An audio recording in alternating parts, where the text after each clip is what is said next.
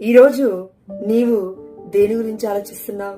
ఇదిగో ఈ లోకమంతా ఏకమైపోయినట్లుగా, నేనొక్కదాన్ని ఒంటరిగా జీవిస్తున్నట్లుగా అనిపిస్తుందండి నా జీవితం. ఒక్కొక్కసారి నిరాశ నిస్పృహకి వెళ్ళిపోతూ ఉన్నాను, భయాందోళనకి గురవుతున్నాను. నేనే ఎందుకు ఇలా ఉన్నాను? నాకే ఎందుకు ఇలా జరుగుతుంది? నా జీవితమే ఎందుకు ఇలా ఉంది? ఇలాంటి దుస్థితిలో నేను ఎందుకున్నాను అని బాధపడిపోతూ ఉంటాము ఒక్కొక్కసారి. అవునా అండి? ఎస్. కానీ ఆనాడు మోషే ద్వారా ఫరో రాజుతో ఇజ్రాయేల్ ప్రజల గురించి దేవుడు ఏమని పలికాడంటే, నిర్గమకాండము 8వ అధ్యాయం 23వ వచనము, నా ప్రజలను నీ ప్రజల నుండి వేరు చేయుదును. అందుకే నీవును నేనును దేవుడి బిడ్డలుగా జీవిస్తున్నాము కాబట్టి వెలివేయబడ్డ స్థితిలో మనం ఉంటాము. కాబట్టి దిగులు చెందకు, భయపడకు. లోకమంతా ఏకమైన ఏకైక దేవుడు సజీవుడు నీతో ఉన్నప్పుడు నీకు భయమేల ప్రియమైన బిడ్డ.